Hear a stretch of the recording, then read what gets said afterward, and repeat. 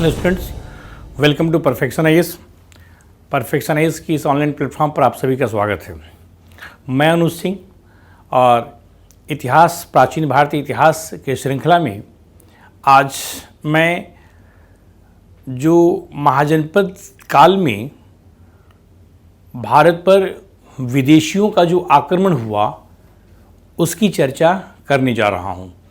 इसके पहले के वीडियो में आपने देखा कि विदेशी आक्रमण में हमने ईरानी आक्रमण को बताया था कि तत्कालीन समय में 6ठी शताब्दी ईसा पूर्व में ईरान में हखमनी वंश की शासन व्यवस्था थी और हखमनी शासक साम्राज्यवादी थे, अर्थात अपने क्षेत्र का विस्तार करना चाह रहे थे और भारत में उनके लिए तत्कालीन समय में अनुकूल परिस्थिति थी और उस परिस्थिति का लाभ उठाकर के वे भारत के पश्चिमोत्तर क्षेत्र पर अपना अधिकार स्थापित किए। उसमें हमने बताया था कि वो जो ईरानी शासक जो 4 थे उनकी हमने चर्चा किया था, ठीक है। और उसके बाद हमें आज जो बताना है, आज का जो चर्चा होगा कि ईरानी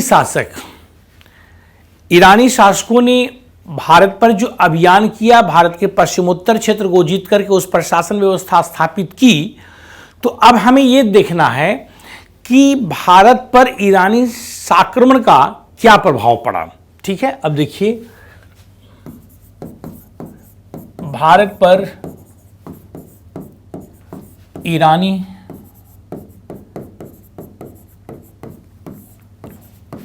आक्रमण का प्रभाव।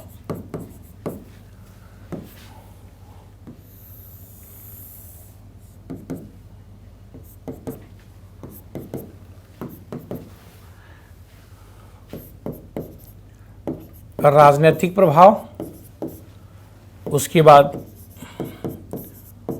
प्रशासनिक प्रभाव, उसके बाद आर्थिक प्रभाव और फिर सांस्कृतिक प्रभाव। इसकी हम चर्चा करेंगे।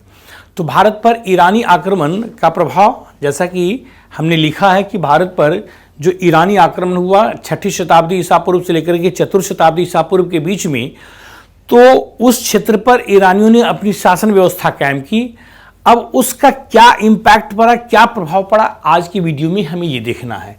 तो राजनीतिक क्षेत्र में जो प्रभाव पड़ा, आपने देखा कि भारत के पश्चिमोत्तर क्षेत्र में तत्कालीन समय में राजनीतिक खोखलापन था, अर्थात छोटे छोटे राजा थे, छोटे छोटे राज्य थे जो आपस में संघर्षरत थे। कोई वहां पर शक्तिशाली शासक नहीं था जो ईरानी आक्रमण को रोक सके। तो इस कारण से भारत के पश्चिमोत्तर क्षेत्र पर ईरानियों ने अपना आधिपत्य स्थापित कर लिया।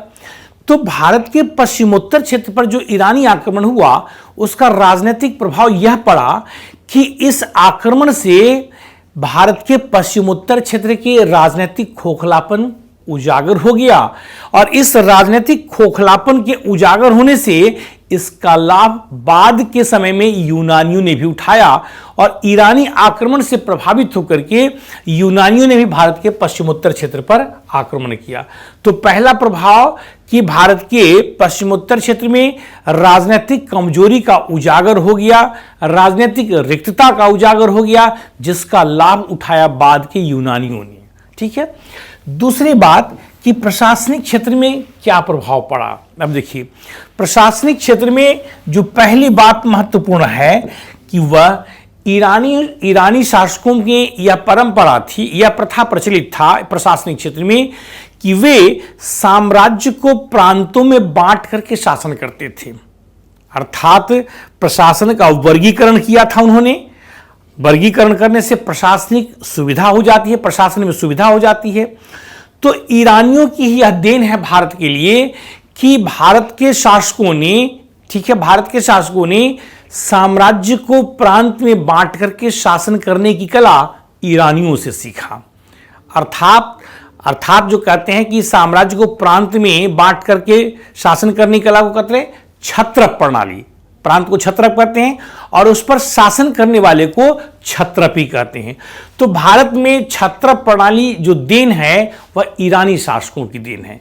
दूसरी बात, दूसरा प्रभाव यह पड़ा कि ईरानी शासक डेरियस फर्स्ट, कल के वीडियो में आपने देखा होगा कि ईरानी शासक डेरियस फर्स्ट जो था वह अभिलेखों के माध्यम से शासन व्यवस्था को संचालित करता था। अब अभिलेखों के माध्यम से डेरियस फर्स्ट शासन व्यवस्था की संचालित करता था। दो अभिलेख का हमने चर्चा किया था, पर्सिपोलिस का अभिलेख और बेहुस्तून अभिलेख। तो ईरानी शासक डेरियस फर्स्ट अभिलेखों के माध्यम से शासन व्यवस्था को संचालित करता था। उसी को आधार बना करके भारत में मौर्य सम्राट अशोक ने भी अभिलेखों के माध्यम से शासन कार्य को प्रारंभ किया। दोनों के अभिलेख की शुरुआत लगभग एक ही जैसे है, अर्थात ईरानी शासक डेरियस फर्स्ट की अभिलेख की शुरुआत होती है कि शासक का ऐसा कहना है, मैंने किसी भी चीज में, किसी भी क्षेत्र में शासक क्या अपना विचार रखता है, किस प्रकार की व्यवस्था होनी चाहिए, तो उसमें लिखता है कि शासक का ऐसा कहना है। उसी तरीके से अशोक के अभिलेख की शुरुआत होती है देवानाम प्रिय का ऐसा कहना है। तो इसका मतलब कि मौर्य सम्राट अशोक ने ईरानी शासक के तर्ज पर ही अभिलेखों के माध्यम से शासन कार्य करना प्रारंभ किया। तो ये प्रशासनिक प्रभाव जो आपने देखा ये बहुत ही महत्वपूर्ण प्रभाव है। दूसरी बात, आर्थिक प्रभाव की बात करते हैं। देखिए अब यहां पर क्या है कि ईरानी शासक के आने के बाद भारत और ईरान के बीच में व्यापारिक संबंधों का विकास हुआ। तो व्यापारिक संबंध, चूंकि वहां पर नदी तत्कालीन समय में सिंधु से, स्काइलेक्स ने किया था, सिंधु से फरात तक के जलमार्ग का पता लगाया था। तो सिंधु से फरात तक के जलमार्ग का पता लगा इसका मतलब यह है कि अब जल मार्ग के द्वारा भारत के साथ ईरान का व्यापार हो रहा था। इसका लाभ भारत को भी मिला, अर्थात भारत का व्यापारिक संबंध पश्चिम एशियाई देशों के साथ हुआ, जिससे भारतीय संपदा में वृद्धि हुई, भारत के लोगों की आर्थिक स्थिति में सुधार हुआ। तो आर्थिक प्रभाव यह पड़ा कि भारत को विदेशों के साथ व्यापार करने का अवसर मिल गया।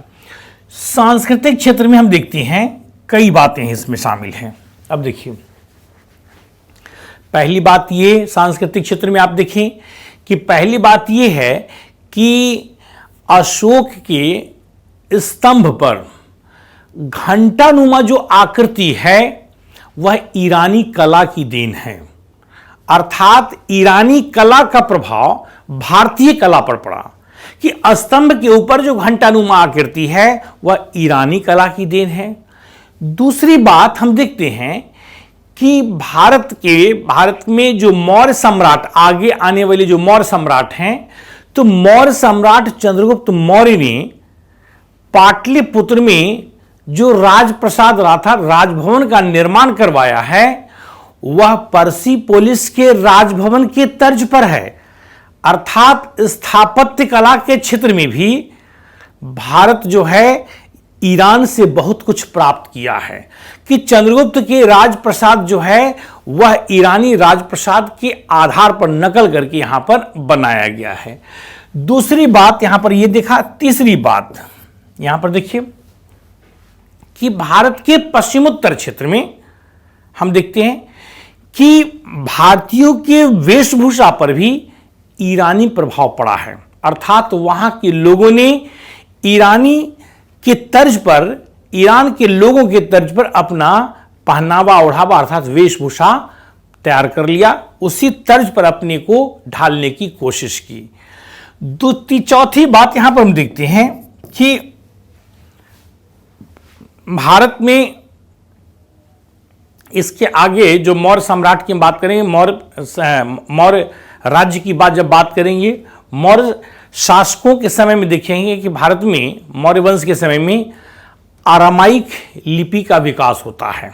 ठीक है, तो यह आरामाइक लिपि जो देन है वह ईरान की देन है और उसी आरामाइक लिपि से यूनानी लिपि का विकास होता है। तो जो अशोक ने, जो यहां पर हम बात करेंगे कि मौर्य वंश में जब हम बात करें, मौर्य काल जब पढ़ते हैं तो अभिलेख में 4 लिपि का प्रयोग हुआ है। तो अभिलेखों में जिस 4 लिपि का, उसमें एक अरामाइक लिपि है, तो वह अरामाइक लिपि ईरान की ही देन है। तो इस तरीके से यहां पर आपने देखा कि भारत पर ईरानी आक्रमण के प्रभाव को जब हमने बताया, तो इसका मतलब यह है कि सभी क्षेत्रों में, राजनीतिक, प्रशासनिक, आर्थिक और सांस्कृतिक सभी क्षेत्रों में ईरान का प्रभाव पड़ा है, जिसको कि आपने देखा। तो ये भारत पर ईरानी आक्रमण का एक टॉपिक था। ईरानी आक्रमण के क्या प्रभाव पड़ा, इसका टॉपिक था, वो हमने समाप्त किया। आशा है कि वीडियो आपको अच्छा लगेगा, आपके लिए उपयोगी साबित होगा। धन्यवाद।